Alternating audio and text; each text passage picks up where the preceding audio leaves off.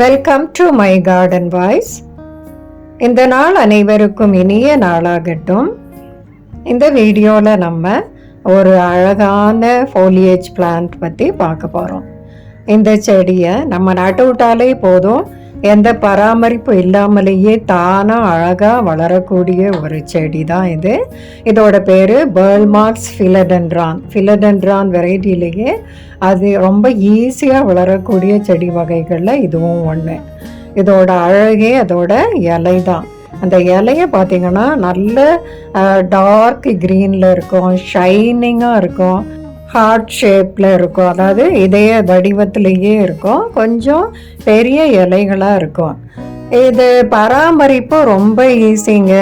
முதல்ல நம்ம பார்த்தோன்னா இதை எப்படி நடணும் அப்படின்னு பார்க்கலாம். ஒரு 8 இன்ச்சு 10 இன்ச்சு பாட்டில் இதை நடலாம்.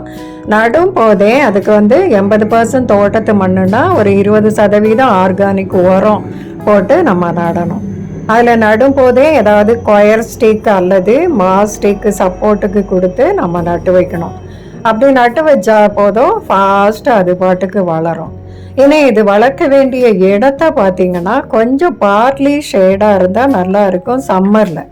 மற்ற நாட்களில் நம்ம சம்மர் தவிர மற்ற நாட்களில் நம்ம அவுட்டோரில் வெளியில் வச்சு வளர்க்கலாம், நல்ல டெரஸில் கூட வச்சு வளர்க்கலாம். ஆனால் சம்மரில் மட்டும் கொஞ்சம் அந்த இலை கருகி போகிறனால பார்ட்லி ஷேடில் வைக்கணும். இது இன்டோரில் வச்சு வளர்க்குறதுக்கும் ரொம்ப அருமையான செடி, ஆனால் ஃபாஸ்ட்டு க்ரோத் இருக்காது. அவுட்டோரில் பார்ட்லி ஷேடில் வச்சோன்னா ரொம்ப ஃபாஸ்ட்டாக வளரும்.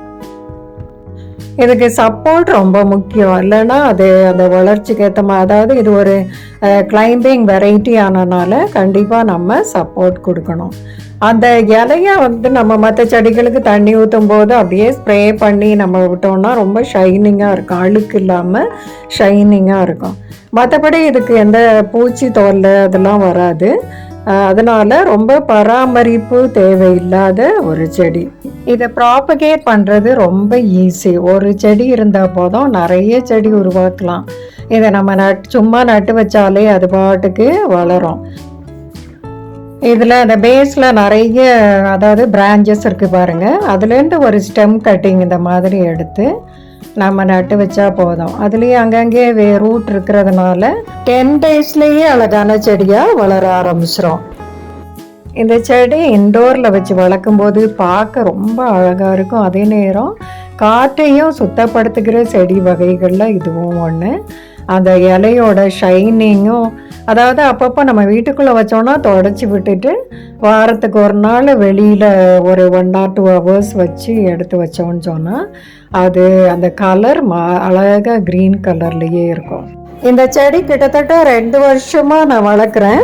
நடும் போது போட்ட உரம் தான், அதுக்கப்புறம் இதுவரைக்கும் நான் உரம் போடல, அது பாட்டுக்கு வளருது.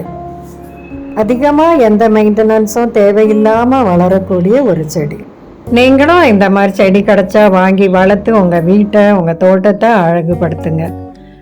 இந்த வீடியோ உங்களுக்கு பிடிச்சிருந்தா லைக் பண்ணுங்கள், கமெண்ட் பண்ணுங்கள், ஷேர் பண்ணுங்கள், சப்ஸ்கிரைப் பண்ணுங்கள்.